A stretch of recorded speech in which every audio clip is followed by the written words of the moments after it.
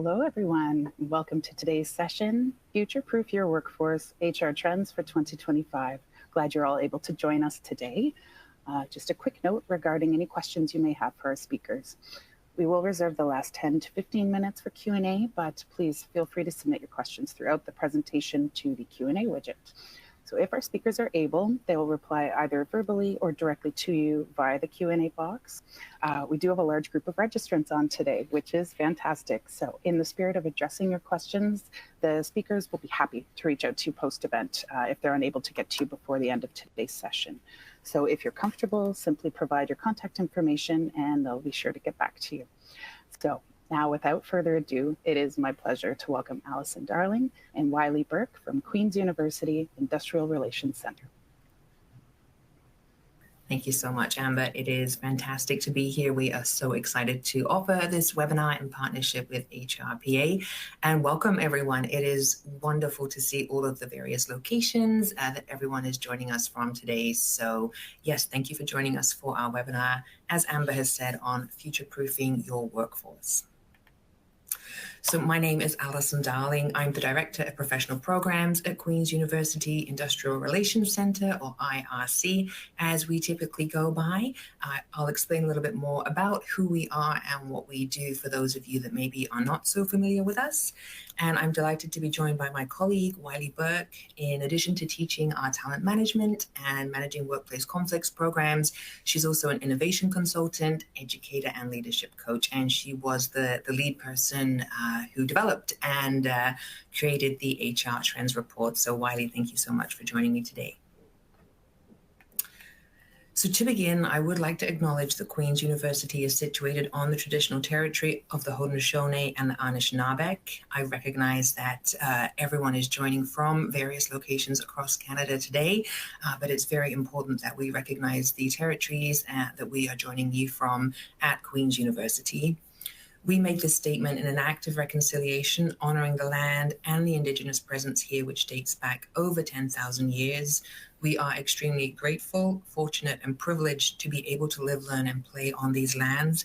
And I think as we are navigating our current environment, it is more critical than ever that we work together with our First Nations in the spirit of reconciliation.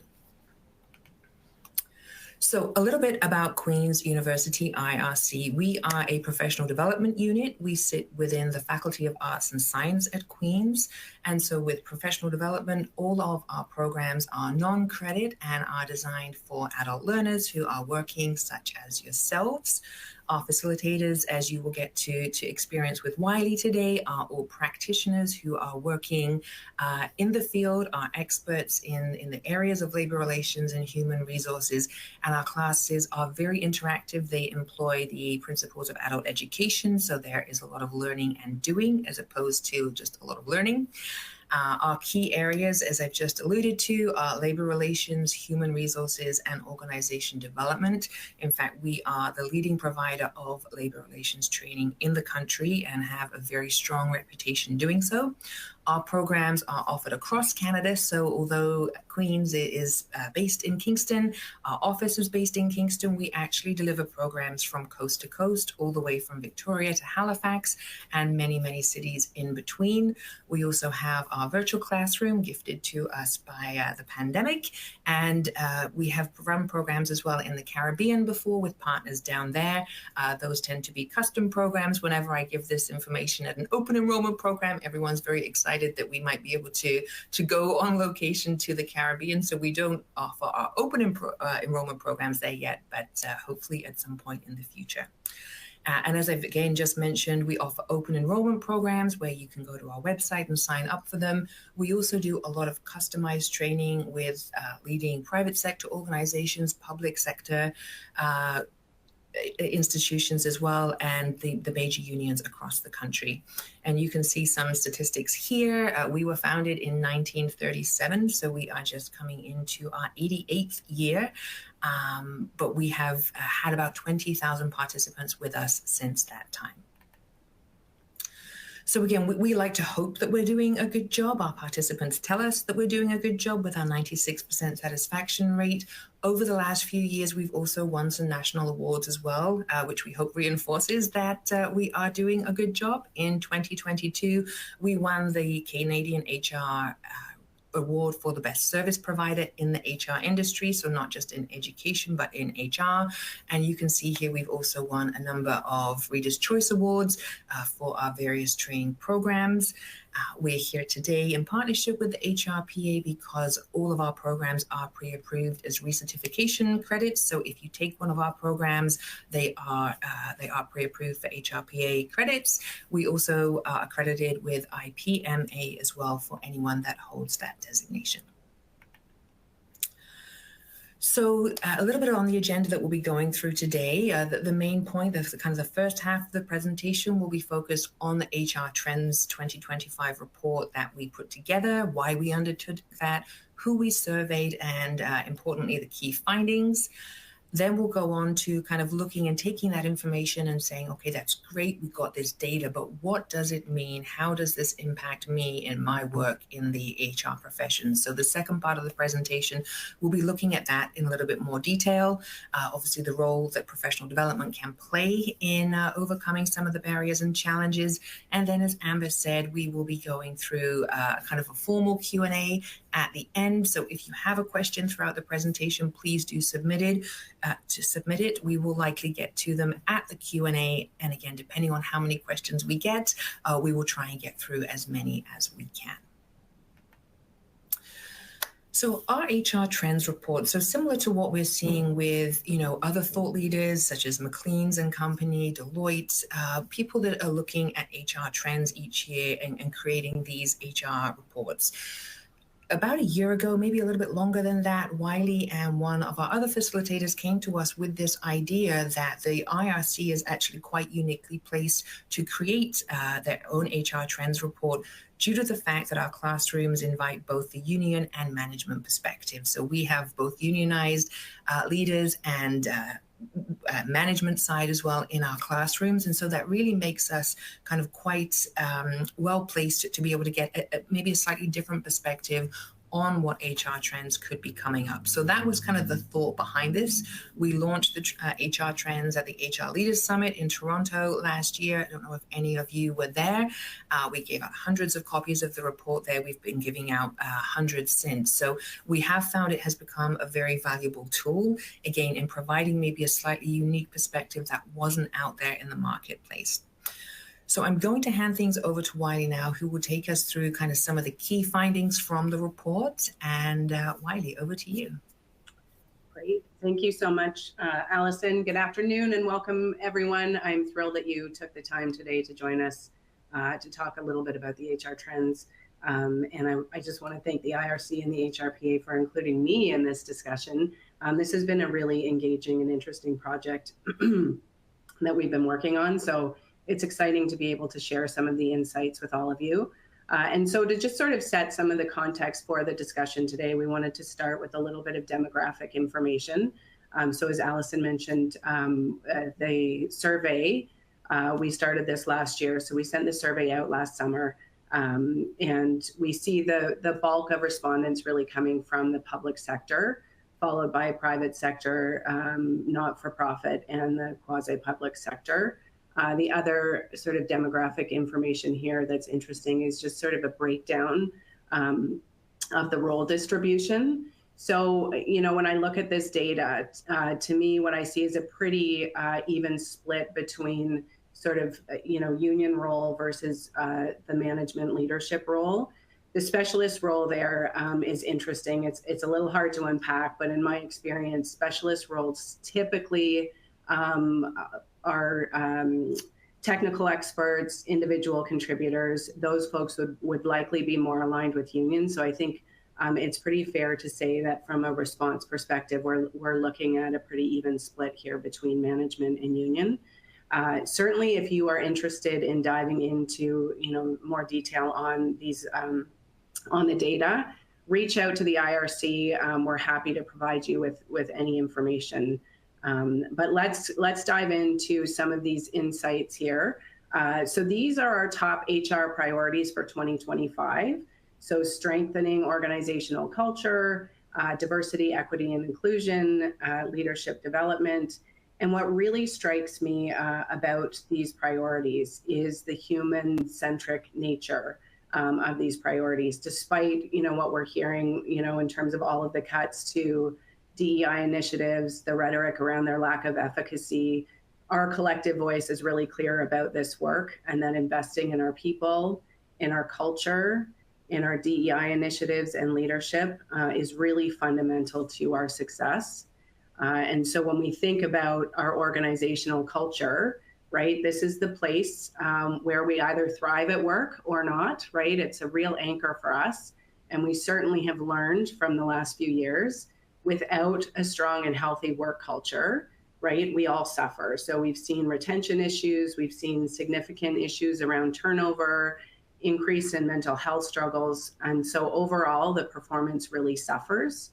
And so how do we create really healthy organizational cultures? We do that by investing in our DEI initiatives and leadership development, right? So again, thinking about all of the sort of rhetoric we're hearing in the news coming out of Meta and X, who have cut DEI teams and funding, right? There are other organizations that are doubling down on their DEI initiatives. So really reach out and look at some of the research coming out of Delta Airlines, Wells Fargo, Unilever. These are all examples of organizations who are really investing in measurable DEI outcomes. So what I will say here is this, the human-centered work is really complex, right? And it can feel really draining, and it's going to take time. So we all have to stay really open to the process of learning and discovering, what's working and what's not working. And where are we effective in terms of our measurement, right? Do we have effectively aligned measurement strategies against some of these DEI initiatives so that we can understand where we might be hitting those fracture points, where we need to invest more energy. So stick with it, right? And as I said, keep looking at the organizations who are the thought leaders in the space to help give you ideas around how do you integrate that thought leadership into your organizations. The other thing I'll say here in terms of leadership development, so we really need courageous leaders right now, right? And we need courageous leaders who can balance organizational acumen with a people-centered approach.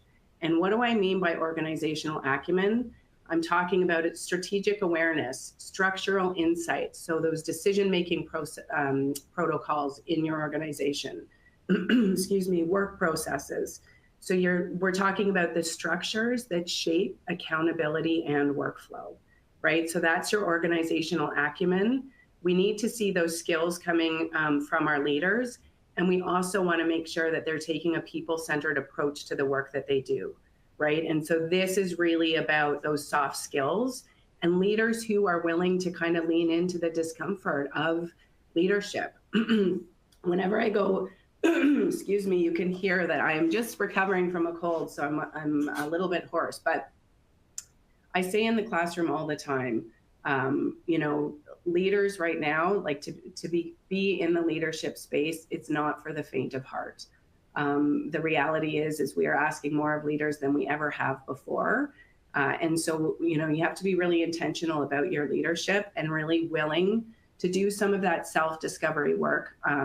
So your social and emotional intelligence, you're focusing on building stronger relationships and taking the initiative, right, to build your own development plans. But the other thing that I would say is that organizations that I've worked with have really struggled to align their leadership development strategies with their organizational outcomes, right? And so you really want to be intentional about how you're building those leadership development programs. How are you measuring those programs?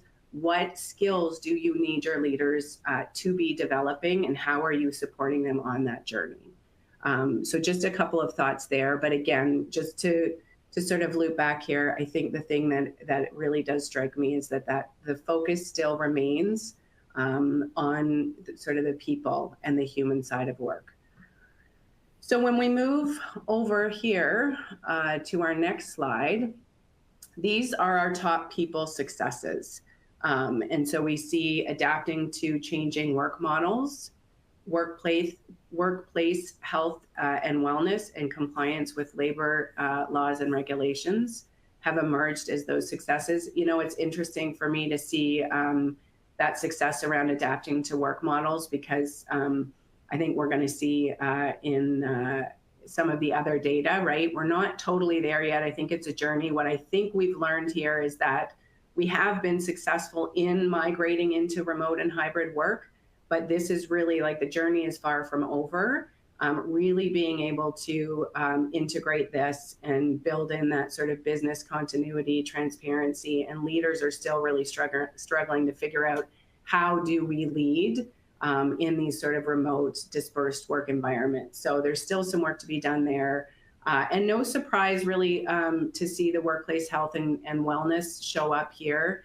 And what I mean by that is I think there's been a lot of work that organizations have done to really build out more robust and effective workplace health and wellness programs for their people, right? So a stronger focus on mental and emotional health and wellness, things like financial well-being, and really personalizing some of these programs so that folks can really, figure out what they need. So there's definitely been some attention and focus there. I think, again, the work to integrate them more holistically across the organization and measuring the effectiveness of those programs will be really important. And again, compliance with labor laws and regulations, no surprise here, given the amount of change that sort of happened over the last few years, and organizations really needing to be compliant with some of those changes. Some interesting notes here around those changes. You know, we're seeing AI showing up here a little bit more. So as of January 2026, organizations who use AI in any of their sort of recruitment processes are required to disclose that information. So it is sort of interesting to see how technology and some of these changes that we see in our organizations are influencing our labor laws. Okay, so let's move into our challenges here. So our top 3 challenges were around talent attraction and retention, employee engagement and morale, and succession planning and development. So the one thing that's really interesting for me too is as we look at other HR trends reports, that talent, our talent and recruitment strategies over the last 5 years have sat in the #1 place of sort of priority for organizations. This is the first year we're actually seeing movement there. So it's curious to know why that is the case. Is that because we have developed really great, talent and recruitment strategies? Is it because there are other priorities that are sort of pushing it out of that #1 spot? Have we improved, leadership and development initiatives inside our organization? So we're really focusing on those internal talent pipelines. So again, it'll be interesting to sort of see how this plays out over the next year or so. And I want to actually take a minute to jump down to the third piece there around succession planning and development. So this one is really interesting for me because our talent shortages that we've been sort of contending with over the last few years have really put a spotlight on strategic workforce planning and succession planning. So we see at the IRC in our classrooms, we see way more specialist roles in this particular area than we have before. And traditionally, succession planning and strategic workforce planning have really been sort of like an underperforming area in HR. And we could spend lots of time talking about, where succession planning and where this should sit. I think it's really a partnership, and that HR is the thought leader in this, partnering with the business to really roll out effective succession planning and strategic workforce planning. But I don't think it's owned by HR. But I digress. I think the thing that organizations are really challenged with here is we don't really have a clear understanding of our talent composition, right? and we don't have the technology or the analytics to support the work, right? So it's sort of like flying blind. Organizations can feel really overwhelmed by this work. And so really where you want to focus your attention is figuring out the sources of data that you have in your organization today that are tracking some of the skills and talent that you have, right? So a place like your HRIS, that could be a starting point. You want to start building your skills inventory. You want to understand what skills you need that are completely aligned to the outcomes, your organizational priorities and outcomes, what skills you need to do that, and where are the gaps, and then you want to start managing, right, your gaps. So you are going to be building a skills inventory, a repository, where you can actually start building this out for your organization. You want to start aligning your development plans alongside, you know, the information and intel that you're getting from your skills inventory. And that's going to help you improve your internal mobility, and it's going to increase your talent pool and create talent flexibility, right?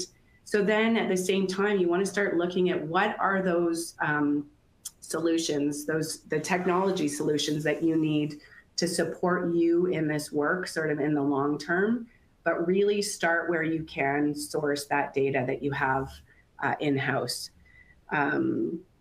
Yeah, and then this, if you do this work well, if you really focus in on your strategic workforce planning and succession planning, you are going to drive employee engagement, right? And you are going to improve your retention numbers, right? Because people are going to want to stay if they feel like the organization is aligning their talent and skills to meaningful work.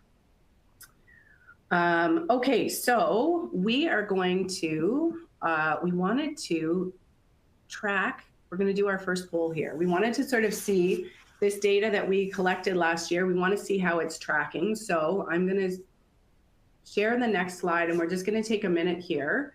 So what is, you know, today, when you look at your, you know, the challenges that your organization is facing for the coming year, just take a look at these options here and select the one that you think is the biggest challenge. And the poll is open now, so I'll just give you all a minute to go ahead and start answering.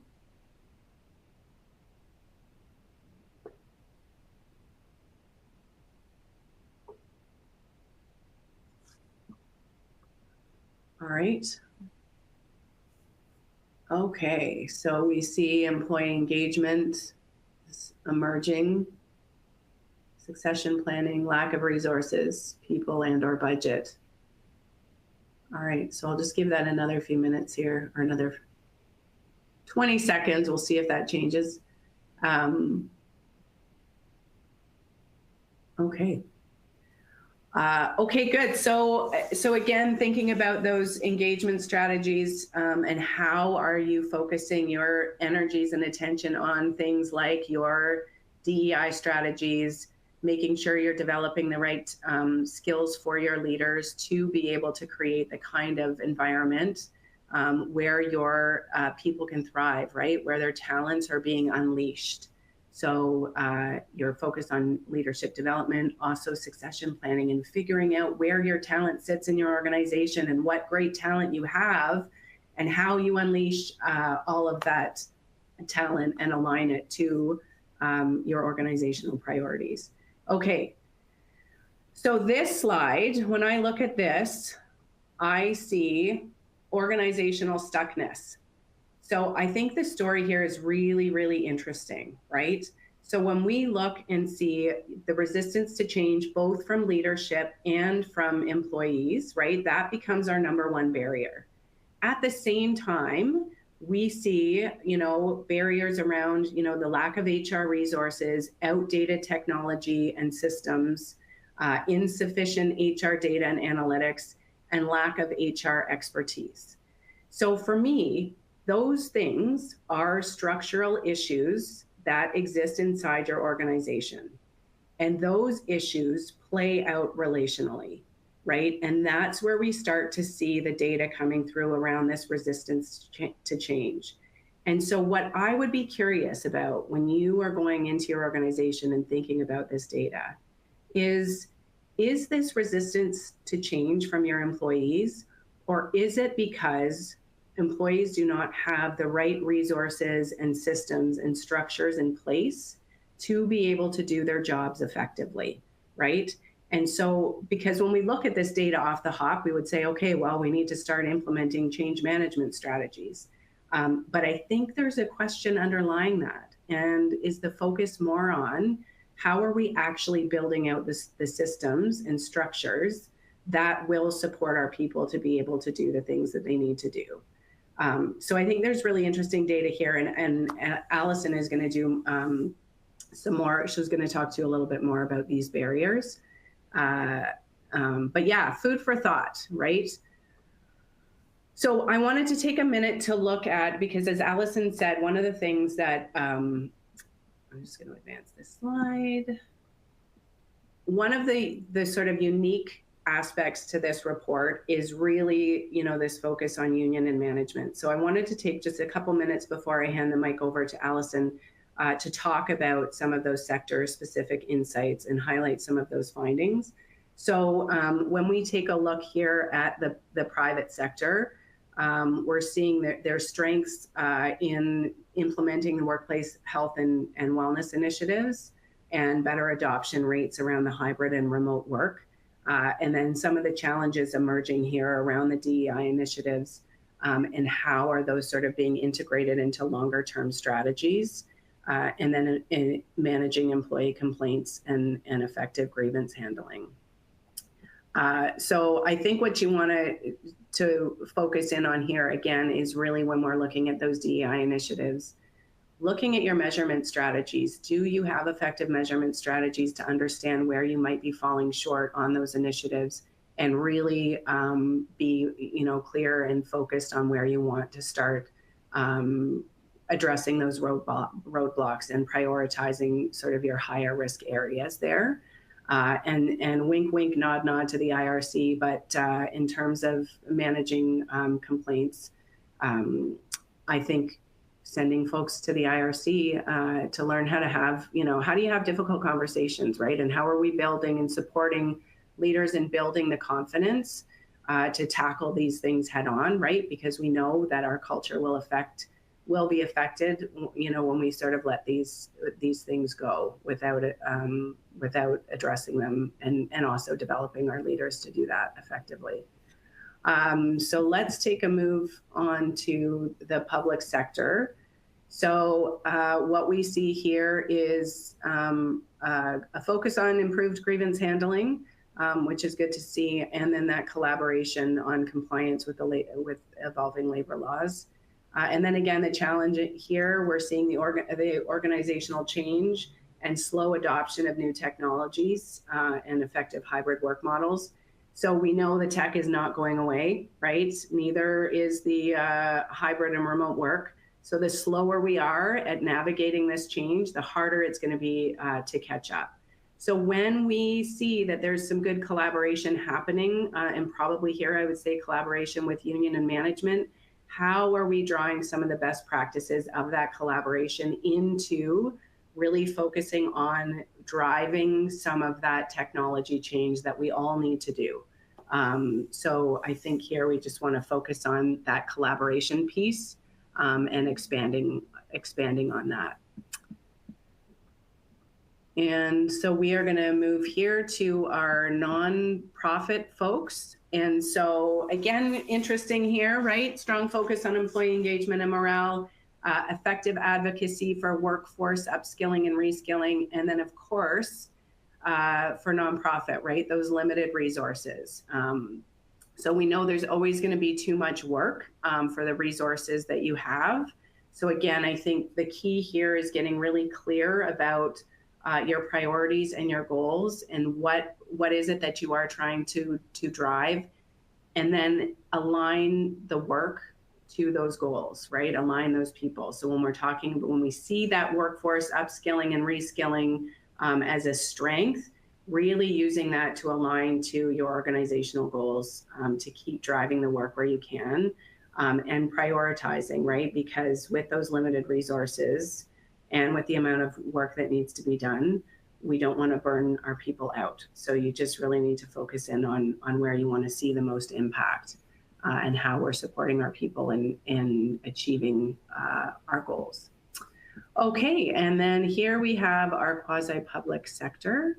And so we see here the improved leadership programs, success in aligning organizational goals with employee needs, and then the challenges around retention and succession planning and difficulty navigating hybrid work. So really your leadership development is your pipeline to effective succession planning. So when I see those strengths in improving your leadership development programs, there should be a clear link between that and your succession planning. So you want to take a look at your talent management sort of system as a whole and figure out where those things are not linking up, right?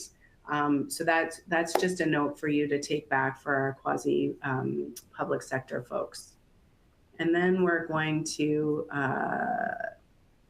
just a couple more notes here. So I think overall what I would say for our unionized folks out there, the biggest thing that you want to be focused in on is, when we're talking about the resistance to change and the adoption of that technology, that's where you want to be focusing your energy, expanding on your collaboration efforts, right, between union and management, and figuring out how are you building that trust, right? What do you need to be doing to diagnose those trust issues and then actually address them and move forward? But again, we need to figure out this technology issue because it's not going away. So you've got to have those conversations, right? And we've got to start moving the needle. And also in support of our people, we need to be developing our people, right, to adapt to the tech changes that we're seeing in this space here. And here we've got our private sector. So my red flag here is all about cultural issues, right? So when we see employee engagement showing up here, when we see unresolved employee issues, those are indicators of a toxic work culture. So that's where you really want to focus your attention and energy and address those quickly, because otherwise you're going to find yourself in a sticky sort of toxic culture situation. And before I hand it over to Allison, just again, this is sort of, we've already kind of touched on all of this here, but these are our high risks, right? So we need to be focused on our DEI initiatives. Again, I encourage you to focus on your measurement strategies, make sure you are measuring these initiatives and understanding where they are working and where they need to be adapted. You want to look at the HR automation, the AI-powered technologies, your use of analytics to support you in your work. So start figuring out how you're going to build out your strategies to manage and drive that change, and then really working on that upskilling and reskilling effort inside your organization. And that's all I have for you. I'm going to hand the mic over to Allison, and I'll be back with you in our Q&A. Thank you. Okay, thank you so much, Wiley, for all of those insights. It's really useful, and I think to have the kind of the data broken down in that way is really great. So then, yes, coming on to kind of what does this all mean, as Wiley has, stated in some of what she's been going through. When we start to see some of these results, we are looking to see, okay, where are the linkages? So for me, when we look at the priorities, we look at the challenges, really, of course, they would go hand in hand because your challenges should become your priorities, but we really can see the clear link here. So again, to recap on our priorities, we had strengthening organizational culture, DEI, leadership development. Those map so closely to talent attraction and retention, employee engagement and morale, succession planning and development. So by addressing your priorities, you're going to really kind of overcome the challenges that you're seeing. So what are some ways that we can do that? Again, when we look, well, I'll just go back to the previous slide. We've, of course, broken them down kind of piece by piece. We're looking at talent attraction and retention. We're looking at succession planning and development. However, the recommendation here would be you need to look at your overall strategy, okay? It's no good having a good talent attraction and retention strategy if there is no succession planning. And once they arrive at your organization, the culture is not where it needs to be. So you cannot look at just one piece. You need to look at the overall employee life cycle because they are all interconnected. Again, go back to your organization's mission, vision, and values. This is going to be different, even if you're in the same sector. For each of your organizations, it is going to be different. What is important to your organization, and how can you embed that in your culture? One story that kind of always stands out to me here when I think about this is JFK, not our most recent FK, who is taking up some of the news these days, but JFK back in the 1960s, I believe it was, he went to NASA. He went to visit NASA and was speaking to a variety of people there. He spoke to one of the janitors, and he said to the janitor, "And what is it that you do here?" And he said, "I help put people on the moon." And to me, that is always such a great story when you're talking about culture. He understood that his role in keeping the facility clean impacted their end goal, which was to get people on the moon. So again, it'll be different for each of our organizations, but what is critically important to you, and how do you ensure that that is present in your culture? Again, as the last few years have shown us, even I think so far this year, before we used to be able to set a strategy, maybe 3-5 years out, maybe a little bit longer. We still need to do that strategic planning, but we need to make sure that our plans, any plans we have in place, are flexible enough to adapt to the unexpected. I think it was McLean and Company that recently said, plan for your worst case scenario and work backwards from there. So get your plan in place, but you need to make sure that you're aware of any risks, of any kind of obstacles that could come up, and make sure that you've planned for those appropriately. And again, we've really seen, I would say, the position of HR change over the past few years. As an organization, our organizations are focused on culture and what the employee experience is like. So I think the HR voice has become far more elevated, which is wonderful. But with that, as HR professionals, own the voice, own the strategy at the table when you go there. What you bring to the table, what you can advise upon, is critically important to the overall success of your organizations. So again, coming back to the barriers, and I know that Wiley, you did a phenomenal job of kind of going through and showing the interconnectedness of these pieces. And again, yes, I come and look at this and I'm like, wonderful. We have these 6 different areas. If we exclude other, where is the linkages? Where do pieces kind of automatically almost fit together? And so the 2 that stood out to me, first of all, are a lack of HR resources and outdated HR technology and systems. These 2 seem to go together fairly well. Again, HR resources is not just our physical resources, it's of course people as well, but I think there is a good correlation here between the 2. So these should be pieces we should look to solve together. So I would say, thinking kind of the best things that you can do, again, going back to strategy, that's a lot more of what we're involved with now, is you need to formulate the AI strategy to support both the HR function and the organization as a whole.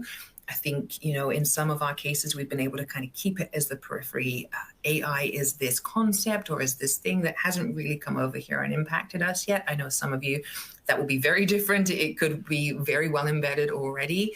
But for others, we haven't necessarily had to kind of go on our AI journeys. That time is here. We've already seen this year how fast AI has become a priority for politics, for businesses around the world. So it is here, and we need to act now. And it's very important that HR is kind of the leader in the organization there. So when we're looking at limited resources, there are open resources, there are free resources versus paid. So what can you tap into that, again, is not going to cost a lot of money, but that you can implement? As with anything, you need to project plan this out. The longer we kind of leave something as a big scary concept, the more difficult it is to actually get into. That's what you need to do. A plan for implementation. How are you going to roll this out?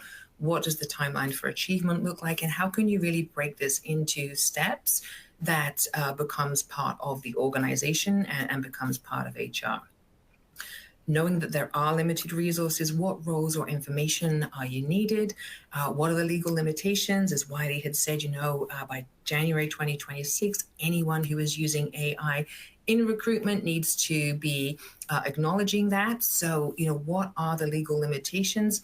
It may be different for some of your organizations, some of the sectors, but again, that cannot be a reason not to do it. You need to know where the parameters are and what the space that you'll be able to operate within.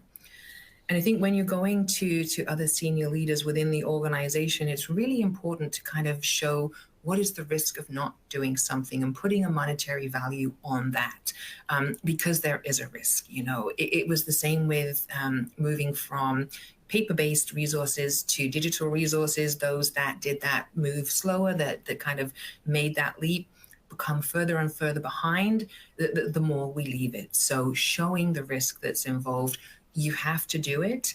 How can you make sure that you're really kind of showing the value of that risk to get buy-in? And again, when we're thinking of resources as well, how can you use AI to complement the people resources that you have? All of us, I don't think there could be anyone on this call that would not freely admit there is far more work for you to do in a day than there are hours, and you're still looking for some kind of work-life balance. So we are now in an environment of really kind of never switching off, which is not that good. So how can we start to use some of these tools to do that busy work for us, the things that we don't have time to get to, or the things that take up too much time? Potentially it's copywriting, or going out and getting aggregate data from industries. What tools can you use to really do some of that research for you or writing for you, so that then it gets done along with the rest of your work? Using AI to streamline processes.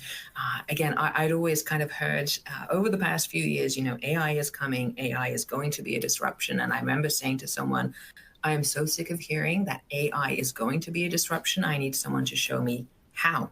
I then jumped on a call with someone who was very easily able to show me how it can impact my sector, writing curriculum, developing slides. Very, very quickly, within about half an hour, we could have had a whole new catalog of programs launched. We didn't, but they were able to show me exactly how it impacts. So again, thinking of the component pieces that you have, how can you use some of these tools to streamline your processes to make things more efficient, knowing that you have a lack of resources? How can you use it to support you as a thought leader? Again, going out and doing that data research for you, that's a huge piece of the role. What is critically important to remember, and again, it's going to come and fit well with the next group of pieces that we look at, but it's never, or we're certainly not at the stage yet where AI tools are going to replace that human-centric work that needs to be completed. So we can use these tools to help us, but that human piece, at least for now, is still greatly, greatly needed. And I'll give you a bit more of a personal example here. I'm fortunate enough to be mother to a teenage daughter. And last term, I got a call from one of her teachers at school telling me that they were very concerned with a piece of work that my daughter had submitted and that it wasn't at grade level. So, of course, as the mother, I'm thinking, is she way below grade here? What is happening? Why am I getting this call? What has she done? So the teacher sends me the piece of work that she has submitted that reads like a PhD academic thesis. Clearly, she had gone into an AI tool to get it to write the piece for her. What she hadn't done was her due diligence as a person to go in and modify, maybe bring some of the language down so that it looks like it's written by a 16-year-old. So I think that was a big learning opportunity for many of us. But again, we have these tools that can help us, but they're not yet able to replace us. So that's something important to keep in mind, especially as we come on to these next group of barriers. So again, as Wiley's mentioned, we've got resistance coming. We've got resistance coming from leadership. We've got resistance coming from team members, from employees. We've got insufficient HR data analytics and capabilities, and we've got maybe a lack of HR expertise and specialized skills. We've had a lot of turnover in the industry over the past few years. I'm sure some of that comes into play with this. So really then the next point is looking at Where is the resistance coming from leaders? Again, we can jump to conclusions. We can think it might be this, it might be that, but really kind of trying to dig down what information is being shared with the other leadership team members to get buy-in from them. Is the data that you're collecting, are the metrics that you're collecting, are they relevant to the needs of the organization today? Are we still measuring things that we have done for 10, 15 years that really don't impact the business or the organization today? Is there anything missing? Is there anything we can say goodbye to? What fears or gaps are present? Again, typically fear comes from a place of feeling threatened or not having enough information. So really getting an understanding of where those gaps might be, and how are you using data to tell the story to influence? And that is a critical piece as well. As we look at this image, it's taking those pieces of data and turning it into a story, because we are humans and we react best emotionally. So how can we start to bring in that emotion when we're using data? There are so many examples on TEDx of people doing this really well. They've got a great bank of data. They end up telling a story, and really the data is given, but you remember it because you're so connected to the story that they tell. So again, overcoming barriers with regards to employees. What fears do staff have that are causing resistance? How do you know this? How do you know that these are their fears? Are we assuming that they are? Or are they validly there? So how are you assessing that? Are you having conversations? Are you doing polls to find out, that kind of detail? And then how are you overcoming the fears, especially when we think about AI? Again, there is the fear that it's going to come in and replace me. I'm old enough to remember kind of the early days of email coming into the organization. And I think there was a big fear. We were moving from paper-based letters to email, and suddenly this was going to take away work. That certainly didn't happen. I think most of us could probably keep working purely on the volume of emails we get. So again, sometimes these fears can be unfounded, but we really need to address those. And then how can you start to build those skills and expertise? Are there people on your team that could start being some of the champions for bringing in some of these AI resources? And where does it most make sense to invest? A big one, and again, this goes back, I think, to our experiences over the past few years, the volume of change that we've had. How can we build resilience and support within our organizations? Resilience still coming through as very much a strong skill that is needed through organizations, through schools. We're seeing a lot of it. But how can you support staff to really build their resilience levels as well? Okay, so then what is the role of professional? Sorry, I'm just going to come back here. We have a poll coming up further down. Okay, just want to make sure that I don't miss the poll. I'm very cognizant of the time, so I will try and move through this quickly. But again, as we're thinking for solving for some of these problems, really professional development can play a role in that. And I'm not necessarily talking about engaging with, the IRC or something like that. But again, what are the big challenges that your organization is solving for? What is your budget and what resources are out there? There is LinkedIn Learning. Most people will be on LinkedIn.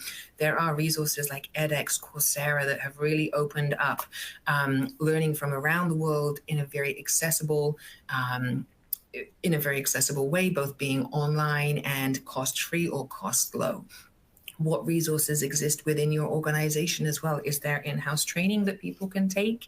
But really focusing what can make the biggest impact, both in terms of return on investment. And again, sometimes it really does come down to those easy wins and people pleasing. That can help build the culture as well if you're able to do it in not a cost prohibitive way. So with this in mind, we are going to come on to the second poll that we have now. When you're thinking specifically about your organizations, what HR skill set does your organization most need to prioritize developing in 2025? I know some of you may look at this as I would and think I could answer all of the above, but if you had to pick just one, which of these do you think is the biggest priority. So we have AI knowledge and implementation, leadership development, embedding DEI initiatives, analytics, strategy and influence, or managing change. So I'll give you a few more seconds just to kind of have a think about that. If you had to pick your top organization prioritized to develop in 2025, what would it be? Okay. So let's come on and take a look at this. Yeah. Okay. Yeah. And I could certainly see this leadership development again within the HR function. We know we've had a lot of change. We've also had a lot of change in leadership development, but we've also had a lot change in what we require from our leaders. So I can understand that coming through at number one with managing change. Yes, coming through a strong second there. It's not going anywhere. I think sometimes feels like we're living day to day, if not hour to hour, with regards to the changes that we may or may not be facing. So yeah, okay, if these are the problems that we're trying to solve, how can we best do that? So just before we get to the Q&A, again, as we're thinking about professional development, it would be I, of course, have to explain some of the programming that we have coming up. So we have a lot of programming that takes place across the country. Managing workplace conflicts, talent management are both listed here because we have Wiley, the facilitator, on the call, and because they remain extremely key topics. HR metrics and analytics, we're running this one actually in a downtown Toronto facility. We're normally based out a little bit of downtown, but we're going to be in downtown Toronto this time. That program has just been relaunched, specifically focusing again on taking that data and telling a story so that you can go back and influence, you can manage change. If you're interested in any of our programs, you can see the QR code here. We also have group discounts as well for multiple registrations. So if you're interested, please feel free to connect with us, post session, or leave your contact details if you would like any further information. And again, like I've said, you can access our programs via the QR code. But now, yes, and we also do custom programs, as I mentioned earlier. I won't spend too long here. You can take a look at the PDF, but we work with all different kinds of organizations at the highest levels across the country. So if you want to bring in-house training to your organization, that is also a possibility. But questions now, I know I've seen the I've seen it going through and through and through. We're going to do our best here. We hoped to leave 10 to 15 minutes. We have 8. All right. We'll talk fast. So let me go back to, okay, Wiley, do we have an example of a quasi-public sector organization? I would say WSIB. So a quasi-public sector would be a Crown Corp that provides services to the public. So SaskTel, WSIB. Perfect. Excellent. So what specific HR metrics and AI strategies could you recommend to unions that would facilitate alignment with strategic planning and organizational change? Yeah, and I'll kind of take maybe the first part of this, Wiley. I don't know that I'm going to say specific HR metrics and AI strategies, but what I think is more critical here from your question, when we're looking at strategic planning and organizational change, if you're leading in a unionized environment, you're going to want to make sure that what you're doing really is supporting what is happening on the management side as well. So I would say where you can work in partnership, when we're very fortunate with our classrooms, we're bringing union and management perspective together. We're not pro or anti-union. We're not pro or anti-management. What we are pro is bringing the sides together so that everyone is working together as best as is possible, sometimes given the dynamics, but really making sure what you're doing supports what is needed by the organization would be kind of my first step there. Wiley, I'm not sure if you would have any additional there. No, I think, sort of to your point, Allison, it's a tricky one to answer just because for every organization, right, your metrics and your AI strategy is going to really be there's going to be so much nuance to that it's not necessarily a one size fits all. But I think you just, as Allison said, you want to know where you're going and you want to sort of figure out like, what is the story we want to tell? at the end of this period of time, and what data do we need to support that story. So it's a bit more nuanced and complicated to answer, because we would need to sort of have more specifics there. I hope that helps a little bit. Yeah.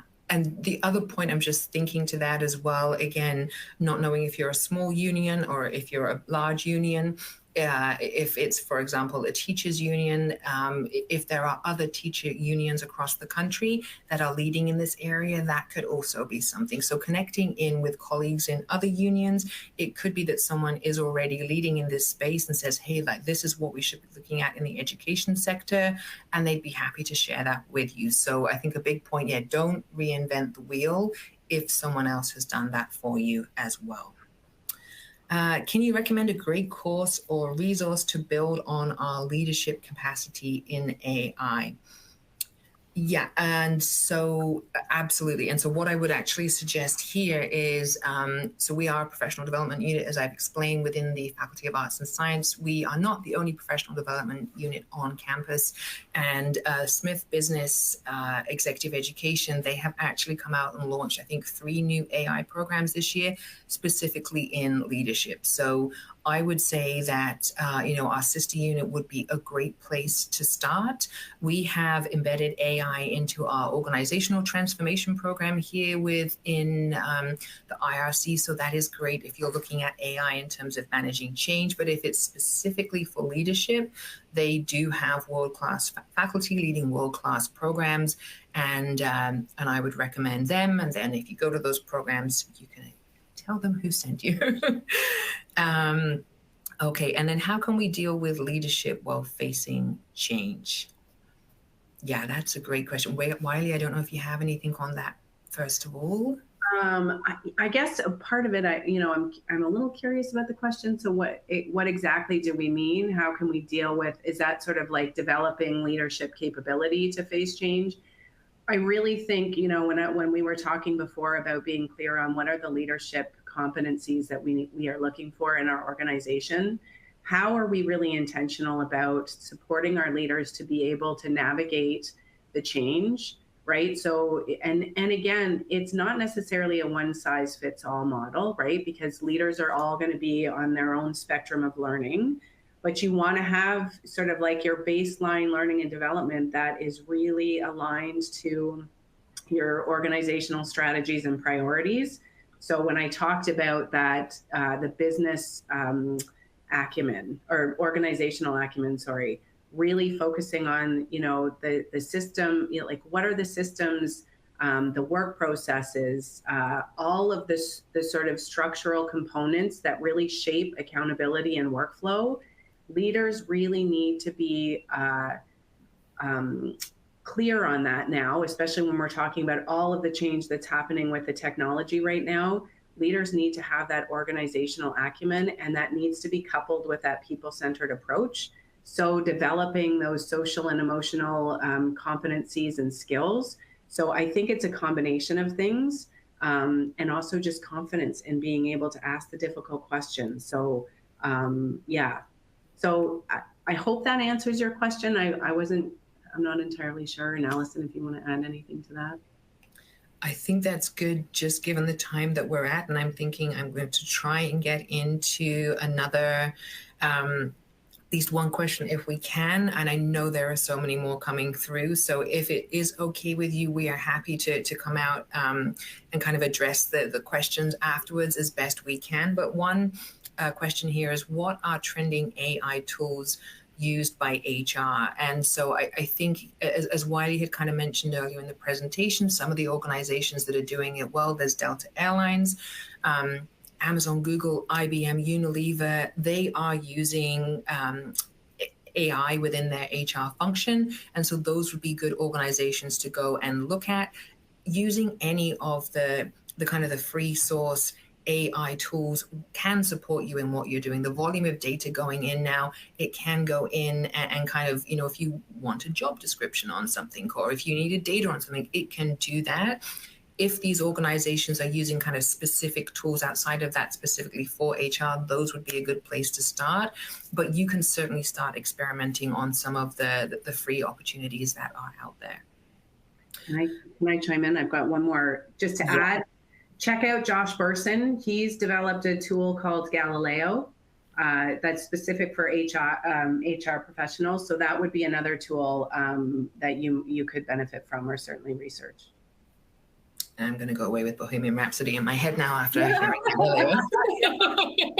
So maybe a good place to stop before we start singing. So for those of you maybe that haven't had a chance to download the Trends Report yet, you can do so using this QR code here. So please go in and get that if you think it could be of use to you. If you have any questions, please do not hesitate to stay in contact with us. We are on most of the social media channels. You can see here as well, we have thought leadership. So we are continuously writing new articles. Our facilitators, other kind of within our ecosystem are continuing to write thought leadership articles. So we have those out on our website as resources to you. It can be really great as well to kind of go and see some of the current research and thought leadership in this area. So it just leaves me to say thank you so much. Thank you, Wiley, for all that you have done on the HR Trends Report. It has been fabulous. I've really enjoyed this presentation with you as well. Thank you to Amber and HRPA as well for your partnership here. And thank you to everyone for attending today, to staying with us for the hour. So I hope that the rest of your days are wonderful and that it's not too cold or snowy where you are. And yeah, we hope to potentially see you in one of our classrooms soon. All the best. Thanks, everyone. Bye.